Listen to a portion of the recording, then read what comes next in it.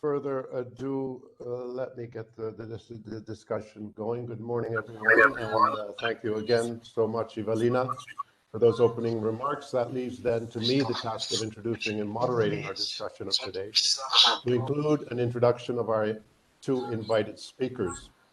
I will start with the discussion itself, which is titled Stabilization Strategy and the Humanitarian Principles, where our guests will speak to their perspectives as relevant to the current context in the Lake Chad Basin crisis, where insurgencies with common links are taking place in Nigeria, Cameroon, Chad, and Niger. Conflict and humanitarian crisis are common characteristics across these countries, where in each the international community is actively engaged in numerous forms of assistance to include humanitarian response as well as stabilization interventions.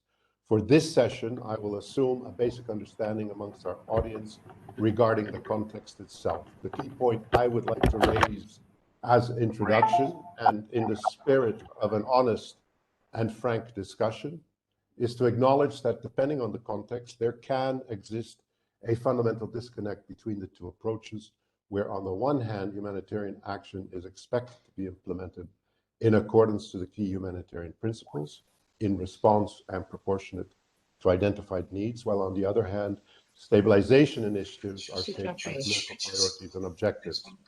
Then, in the case when the political arena is complicated and contradictory, this can lead to significant tensions, some of which may not be resolvable by compromise. Now, I'm not setting this up to be a contentious debate. On the contrary, what I would hope to get from our discussion is that we gain insight into the two perspectives to the point where we can more clearly understand where the possible complementarity can be found, as well as where the fundamental disconnects need to be acknowledged so that good faith and honest dialogue can generate the best path forward.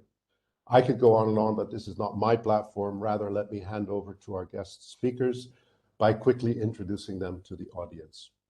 First, and in the order in which they will speak, I would introduce to you Mr. Njoya Tikum, who is currently the manager of the Regional Office for Western Central Africa for UNDP, based in Dakar, Senegal. In this capacity, Njoya leads and coordinates UNDP's regional policy and programmatic support across the region. Prior to this, he served in numerous other leadership roles in the UN as a manager, a policy advisor, and youth program coordinator. Njoya is a Maurice Greenberg World Fellow at the Jackson Institute for Global Affairs at Yale University and holds Master of Law degrees from Columbia University, the Central European University, and the University of Yaoundé. Our second speaker is Ms. Elena Ursu, who is with the Norwegian Refugee Council, where she is their regional access advisor for Central and West Africa, also based in Dakar, Senegal. She has worked in the region for over 5 years with UN agencies and NGOs, focusing on migration, governance, conflict, and mostly humanitarian access and coordination. In her current capacity, she supports NRC's strategic and operational efforts to strengthen the evidence base for principled humanitarian action in hard-to-reach areas and the protection of humanitarian space. If I may, I will also quickly introduce myself. I am Bart Witteveen, currently with ECHO, based in Abuja, Nigeria, as head of office. In addition to over a decade with ECHO, I have a couple more decades of experience working with several NGOs, both at the operational and HQ level, dealing primarily with protracted humanitarian crisis driven by conflict. But let's get this discussion going as I hand over the floor to Njoya. Bart, thank you so much. Good afternoon, colleagues. I'm going to try, instead of putting my video on, I'm going to try and see if I can share my screen. I had together a very few slides. Can you confirm if you can see my screen on your side? Yes. Very good. So I'm just going to speak very quickly and then open up for conversation. So, Bart, I was invited to talk about the implementation of the regional stabilization strategy for Lake Chad Basin and the role that UNDP, I think, plays in this implementation platform. I think to start with, the idea would be to understand why we're doing stabilization in the region. This was drawn by a request made by the member states of the LCB, the Lake Chad Basin region, when they held a meeting in Jamina and called for a civilian surge, both in the Lake Chad Basin, but also in central Sahel, the Liptako Goma. The idea actually is really to hold the ground and ensure that civilians can come back to these fragile areas after security operations have happened. But also to ensure that there is a return of state authorities in these areas when these civilians come, to create a platform where basic social services can be reinstalled to allow communal confidence between civilians and the military or the state and its citizens, and to facilitate military operations in terms of search and recovery interventions. So it's really setting the groundwork for longer-term development planning. And there are two big prerequisites that we have adopted. The first one is scale.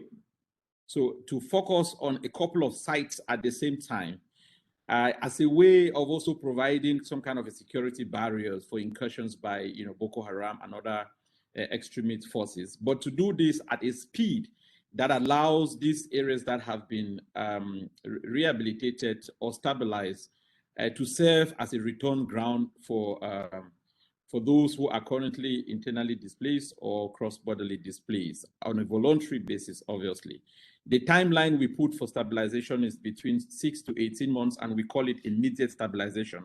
So it's not confused with the work that our partners are doing on humanitarianism or even on longer-term development. These are the areas where we have the stabilization work in Lake Chad. It's focusing on 4 key countries, as you can see on the street. On the map, in Niger, we're looking at Difa, in Cameroon, the north and the far north region. In Nigeria, 3 regions, Yobe, Bono, and Adamawa. And in Chad, we're looking at the Lac and the Haja Lamis region. And so the regional stabilization strategy, which, to be quite honest, is led by the member states, or was led by the member states in its development, is entirely the prerogative of the Lake Chad Basin Commission. The implementation is guided by the Lake Chad Basin Commission, has 9 key pillars, as you can see on the screen. Because I don't have a lot of time, I'm not going to get into the details, but I also have my colleague Chika online who will be able to go into the details if need be. But the regional stabilization strategy has 9 pillars, ranging from securing political cooperation in the Lake Chad Basin region, right down to empowerment and inclusion of women and youth in development and stabilization processes. In between, obviously, you have governance structures, but you also have operational tools that have been accepted by these regional strategies, which was led by the African Union and the Lake Chad Basin Commission, and has been embraced by all the member states. But these are the 9 components of the strategy itself. The challenge for us as UNDP is how do we domesticate this strategy in the different countries where we currently approach, and that's where we come in.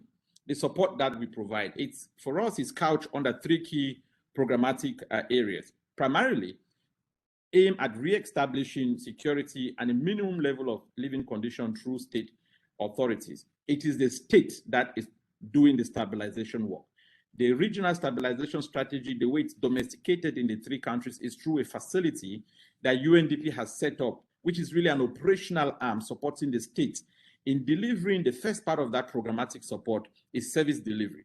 So using state authorities to re-establish essential service delivery mechanisms, and this has a lot to do with rehabilitation of infrastructure, schools, hospitals, roads, police posts, and other infrastructural needs that are supposed to be in place to enhance service delivery. And we do this in conjunction with the government. We agree on the sites with the government.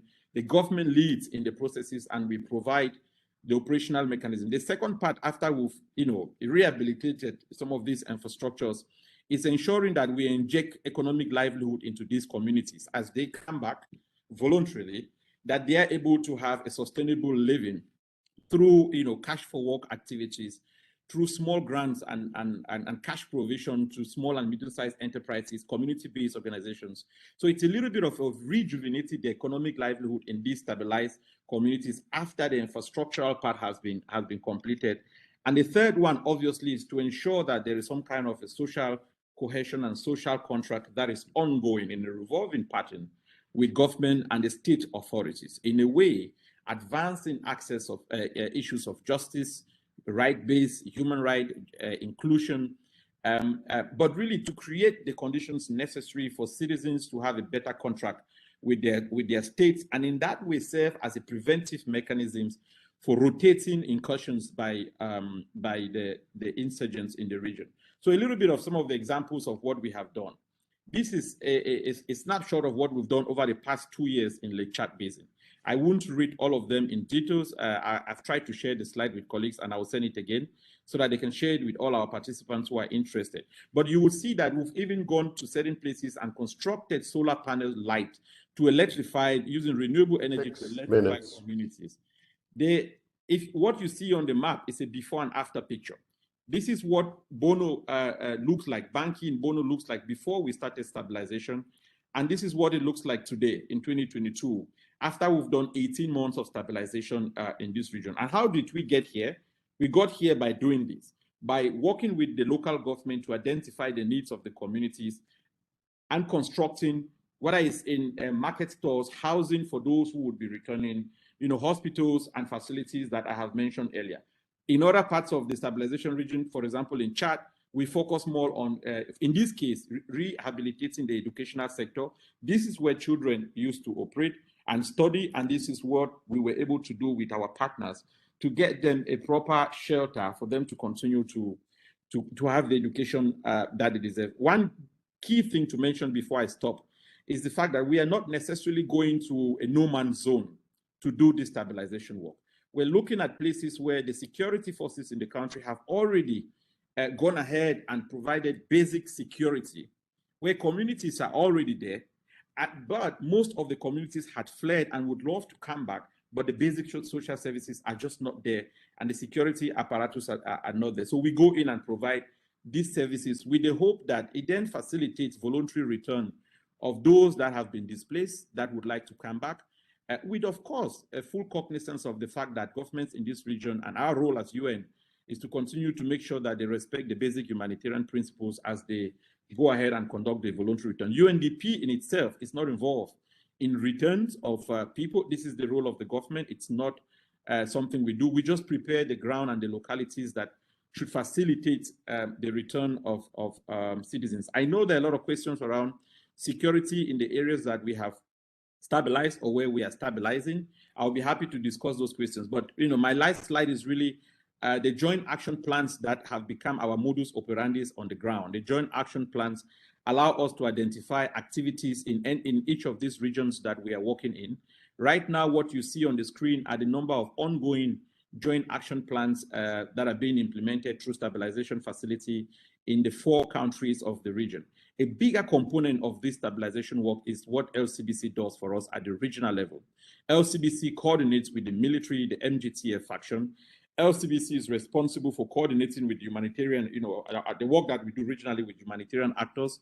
LCBC is also engaged in coordinating with other players, development partners, and the African Union. And UNDP continue to provide the capacity support to LCBC to conduct these functions that they have been bestowed by the African Union to do in the region. So in a nutshell, I was given a few minutes, but in a nutshell, this is what we are doing in the region. This is what the stabilization strategy at the regional level looks like, but even more so, this is what how we have been able, as UNDP, to support governments to domesticate this strategy in the 4 countries that make up the Lake Chad region.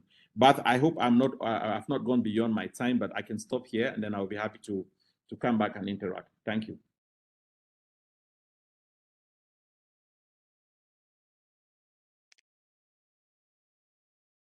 Back over to you. I hope I've not gone beyond my time. Yes, just slightly, but that's fine. Thank you so much, Njoya. I hand over quickly to Elena. Thank you very much, Bart, and thank you very much, Njoya, for your presentation. I would like to bring forward a little bit of the humanitarian perspective as a complement to Njoya's presentation. And I hope you can hear me fine. So between 2017 and 2018, the African Union and the UN Development Program, so UNDP, coordinated through the Lake Chad Basin Commission on leading and managing the broader approach to the region on stabilization.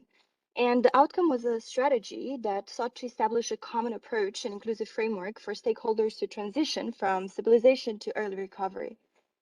In this occasion, they recognized that humanitarian assistance would be critically linked to stabilization activities for years to come, as a result of the endemic underdevelopment across the region and the longevity of the protracted conflict that has displaced millions of people. And Joya was rightly pointing out that humanitarian assistance is the fourth pillar of the current strategy implementation. However, to date, a coherent and transparent strategy was never clearly developed for all parties involved, be it development, stabilization, and humanitarian actors. And as such, we have continued to pursue divergent objectives and operational approaches that overlapped at times, that is true, yet with no coherent effort to coordinate or deconflict. Consequently, I would say that stabilization has become an umbrella term. This is evidenced, for instance, by the fact that in our latest research across the Bay States, Borno, Adamawa, and Yobe, the majority of respondents struggle to distinguish between humanitarian development and stabilization efforts. Many describe them as stabilization being everything from governance and development activities to military interventions and humanitarian aid. Now, why is this problematic? Actually, this begs the question of whether non-state armed groups share this very same perception that communities have and see humanitarian efforts that should be led according to humanitarian principles as being associated with governance and security. This is particularly challenging since we already have limited acceptance of humanitarian presence outside of garrison towns as a result of a negative perception of collaboration between humanitarian parties, humanitarian actors and parties to the conflict. This has led in 2020 the Islamic State in the West Africa province to issue a policy that deliberately targets humanitarians. So it's an issue of safety for humanitarian workers and also for beneficiaries receiving the aid. Now, how does this affect humanitarian space operationally speaking? Northeast Nigeria remains a highly constrained space and a crowded space, of course, as well. When we look at the access of population to services, we see that people living outside of garrison towns, where most stabilization and in general aid activities take place, well, these people are currently and have been for many years in a very dire situation. We're talking about an estimate of over 1 million people that are living in what we call inaccessible areas. Some of the interventions that have taken place have had a perverse effect. For instance, we have seen that in certain cases, military operations increase the restriction on access to basic livelihoods and services in some certain cases, having caused the unintended response by local populations to turn to non-state armed groups who offered governance and security to pockets of communities in the Northeast with the narrative that they, these armed groups, would offer aid when other actors wouldn't. Now, this undermined the key assumption of what stabilization is, which is that the security situation would continue to improve, as Njaya was saying, to create conditions to address the drivers of conflict. As evidence of this is the fact that 43% of the respondents to our latest research across Borno cited persistent concerns of direct attacks by non-state armed groups. So we're still looking at severe insecurity. There's new challenges that lay ahead. Andrea was already referring to them, and most of you are very much aware. The Borno state government is implementing its plan to close all former IDP camps in Maiduguri and Jere. To date, and to the best of our knowledge, about 140,000 IDPs have been relocated in areas where access is extremely limited at best, and basic services are not available. The Borno state government has placed restrictions on where humanitarian actors can respond, stating that the intention is to encourage resettled communities to become self-reliant. And as a consequence, humanitarian organizations are not allowed to provide food assistance or non-food items in resettled communities. I would like to conclude with a reflection on how can we work together to Both assess the risks faced by resettled communities if security and basic services are not yet in place, and how to better coordinate. I would say there are three entry points. And the first one is just a shared understanding of the fact that one size does not fit all. The Lake Chad Basin cannot be treated as a homogeneous context. All affected countries are certainly at different security, humanitarian, and development stages. Some areas in northeast Nigeria are still inaccessible, as I said, while others in Yobe and Adamawa, for instance, are already moving into recovery activities. Interventions have thus to be sequenced based on local needs, capacity, and emergent dynamics. So, in other words, there's a key role for all types of interventions and for all actors, but we must coordinate better and spread across the geography of the Lake Chad Basin in order to respond to needs. Secondly, I guess there's still a need to define and coordinate what stabilization is and how this process looks. As I was saying, populations still feel that stabilization is everything from governance to security and humanitarian aid. And I guess key stakeholders, thank you, key stakeholders share this blurry understanding of this umbrella term. Our suggestion is to define not only what stabilization is in the Lake Chad Basin, but also its operational objectives and the end state, so that once this is coherently established and shared with the key stakeholders, including the humanitarian community, it can lead to better coordination and response to the needs. We encourage risk analysis and mitigation measures as well to be part of the information shared to ensure that in cases of diverging objectives or approaches, they can be mediated through appropriate measures. Finally, a call on the protection of the humanitarian space. Now, whereas respondents to our research were not able to provide examples of community facing retaliation from armed groups for receiving aid from international or national NGOs, while at the same time, 32% of respondents cited concerns that if they collaborate directly or indirectly, or perceived as doing so, with the security forces, this could make them a target for reprisal violence by non-state armed groups. That's a third of respondents. It's a very consistent number. This respondent cited the known presence of informants living in their communities as the reason for this concern. As such, for humanitarian action is imperative to remain driven by humanitarian principles and clearly deconflict the efforts from any association, real or perceived, with any party to the conflict and political agendas.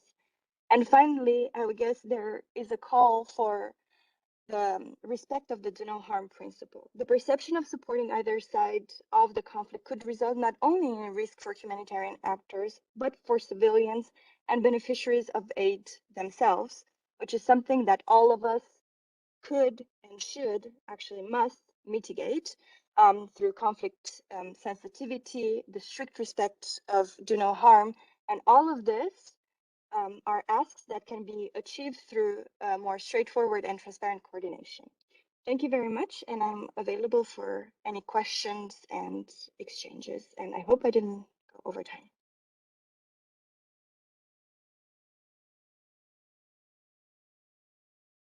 Yeah, thanks so much, Elena. Slightly over time, so we'll go directly into questions and answers.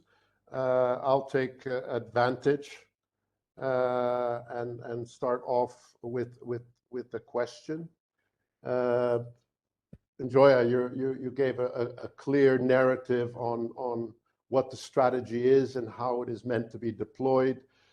Elena, you have underscored some of the challenges that really are relevant to trying to find a way of developing complementarity and insinuating that the current context makes this extremely difficult. I would argue when conflict is acute and escalating and there is no meaningful political process in place to resolve the conflict itself, then this, let's call it integrated approach, or sometimes referred to as nexus approach, at the operational level is very challenging and possibly not feasible in any meaningful way. However, there are opportunities to engage collectively in support of advocacy.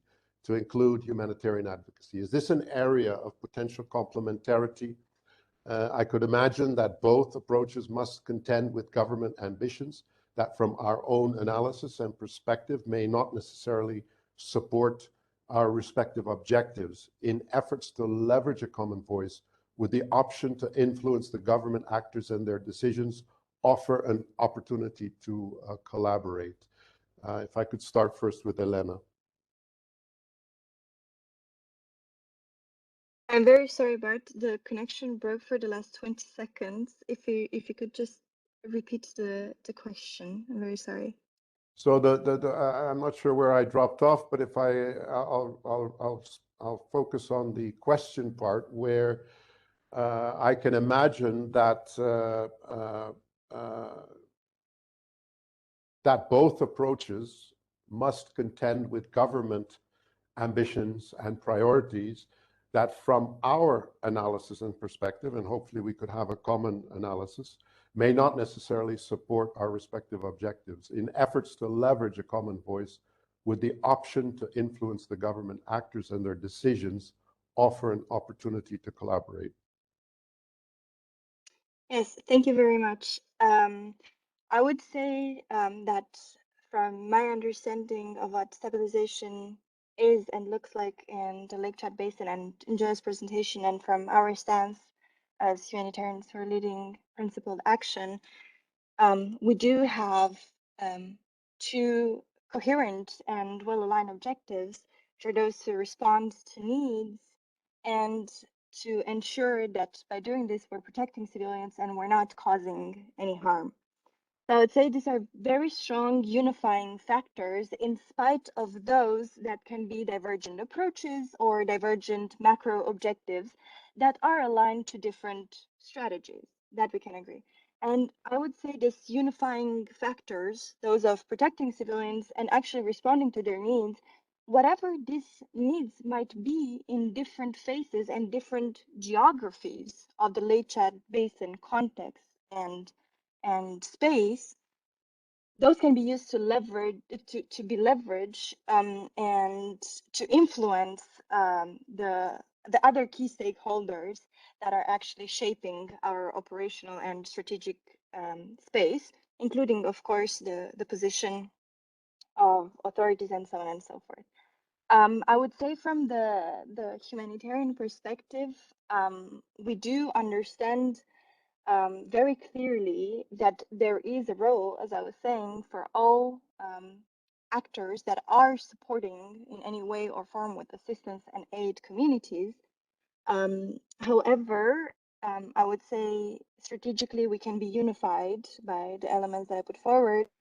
Operationally, we have to ensure that the distinction is there in order to protect colleagues that are going to the field and the beneficiaries that receive the aid. But definitely, I would focus on our unifying factors and being more coherent in our position. But I guess Njoya has also a complement to that. Yeah, thanks so much. And Njoya, your No, I have to start off by saying I completely agree with Elena. I think it's important that even in our efforts to supporting government in rolling out stabilization, the primacy of protection of civilian stays in place. And to be honest, this is a conversation we've had with, and we continue to have with governments openly and in private, that stabilization cannot in any way be instrumentalized to put civilians in harm's way. This is not something that I think any part of the UN, talk less of the humanitarian community, would agree. So I'm entirely in line with Elena on that. But I wanted to maybe raise two things. One is the fact that the strategy itself has three big spectrums, right? It has stabilization, it has recovery, and it has resilience. What UNDP has focused on is the stabilization component. But other partners have picked up the resilience and the recovery aspect, which in a way provides some kind of a longer-term cushion of support in protecting civilians and addressing some of the concerns that I hear also my sister Elena raised. For example, the EU has a RESILAC project which focuses entirely on resilience as well, and is complementing the regional stabilization strategy. it's a component, it's in support of that regional stabilization strategy. The second thing I wanted to mention is that, I mean, we have to be honest with ourselves, whether we are humanitarian or we are development partners. In Lake Chad, unlike Central Sahel, there's no peacekeeping operation there. These are member states that are, in their own sense, democratically elected, have the mandate of their people. I think they care about their people even more than all of us, all of us who are there to support. And from that point of humility, it is from that point of humility that we decided, to work with these states to help them in a way begin to look at those places that are not completely under security threat, but to begin to look at these places and see what kind of social services can we provide. We, in the past 15 years as UNDP, we've received an onslaught of demand and criticism from our own member states asking us to help them address, these communities that want to come back. It's not all in fact, most of the IDPs want to go back, but the problem is the states are confronted with the reality of shortage of funds and ability to provide the security necessary to host them. And the social services. Is there a point of convergence between coordinating the protection of civilians, responding to the social and basic services? Absolutely. The aspect I think we need to dwell on more is how do we ensure that the stabilization strategy, which is not necessarily led by UNDP, I have to say, it's led by LCBC. How do we ensure that that strategy also provides us, humanitarian development and other actors, a communal platform for coordination? What can we do better? What are we missing? Because if we go through the LCBC, they have the intergovernmental mandate to bring in our concerns also to the government. We have different tools that we use programmatically on the ground, in addition to the consultations. I don't necessarily want to get into the issue of Bono, because I think on the particular case of Bono, it's quite known to everybody that the governor has said he's tired of keeping his people in refugee camps for so many years. He's looking for an alternative. He's been asked by his people to look for an alternative. But what do we do in an instance like that? Do we just fold our arms and still let them go ahead and do whatever they want to do, or we bring in a structure that allow us and the humanitarians to engage him even on tough conversations?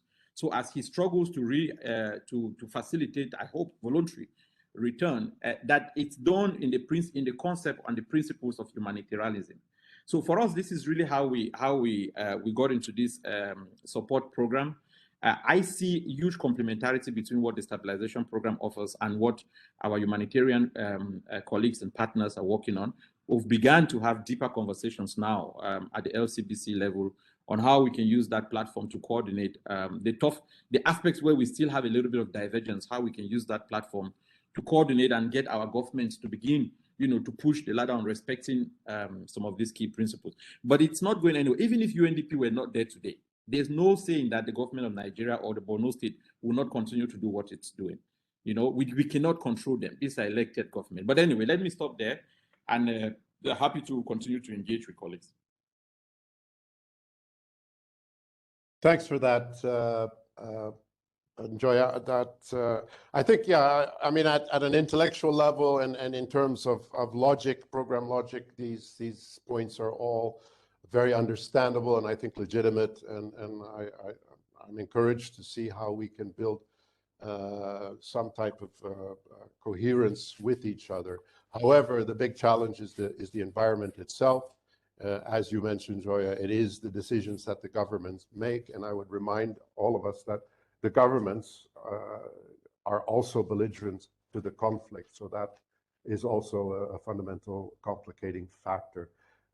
Evelina, have you had a chance to review the chat boxes with regard to questions? Yes, thank you, Bart. Just to mention that there are several comments and some questions. I would like first to mention the comments coming from Trond, as he was probably the first one starting to write in the chat. So his comments, and maybe I can give you, Trond, the floor to develop them more, but they concern the major and very important question: how do we ensure that staff comes into those places, especially in Borno State in northeast Nigeria, to fill in the structures that are already built for education, for health, etc. And also another very relevant comment from John coming on the geographical coverage, that there are some places that there are more conditions for implementing stabilizations than other. Trond, would you like to take the floor and maybe develop more on these comments? No, thank you. I mean, and thanks to both the presenters for some very comprehensive overviews of the situation and plans and what have you not. I think one of the challenges that we are struggling with is that it's not about the hardware. It's often about the software and getting civil servants, getting state authorities back into remote and sometimes insecure areas.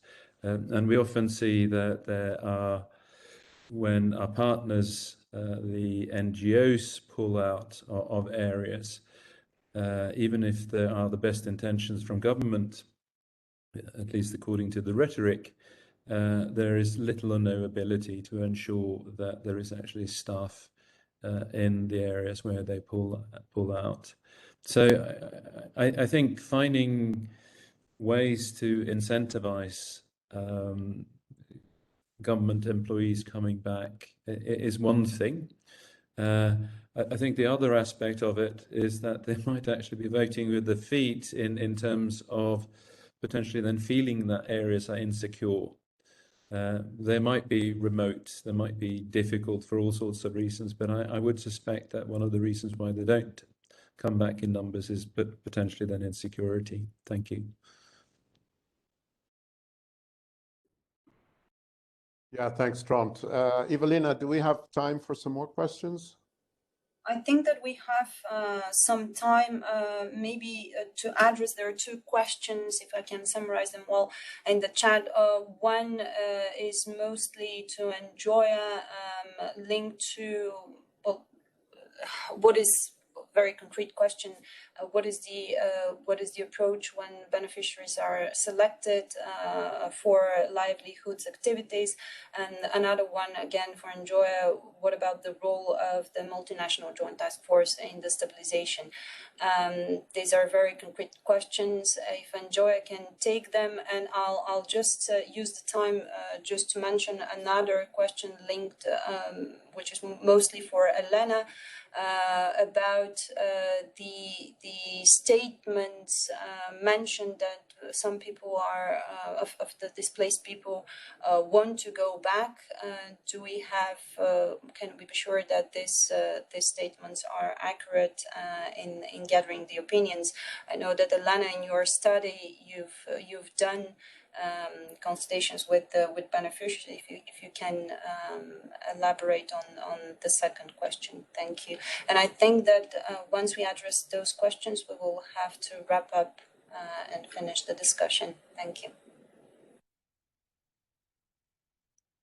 Thank you very much, Olivia. I think, on the question of MGTF, I have my colleague who actually sits in the LCBC Secretariat and works with MGTF. I'm going to invite him, Chika Charles, to say a word. But I wanted to agree with Tron completely that one of the challenge we have is what he has mentioned. How do we make sure that we continue to work with governments to incentivize civil servants, public servants to go back into these regions and operate?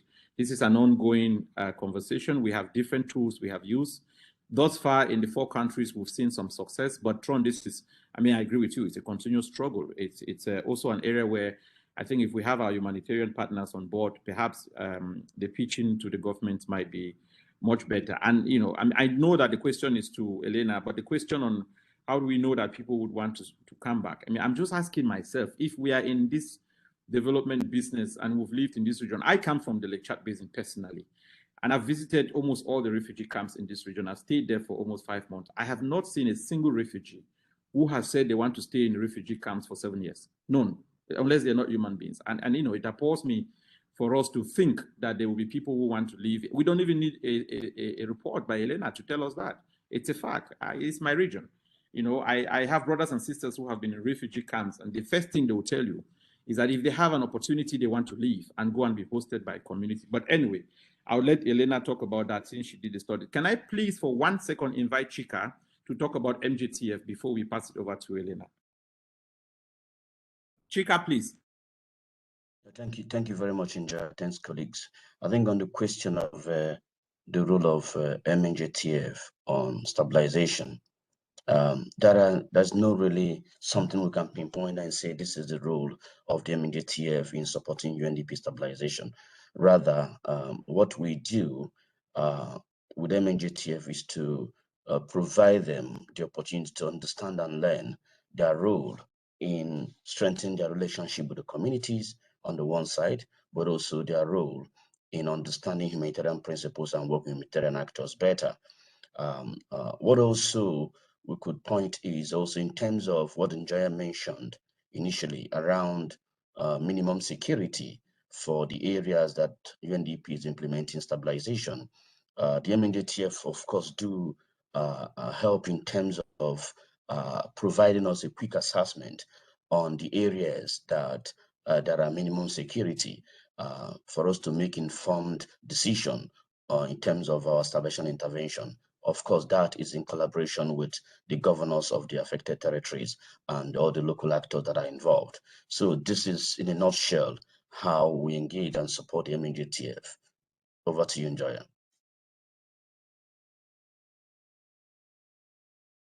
Over to you, Bath. Thank you.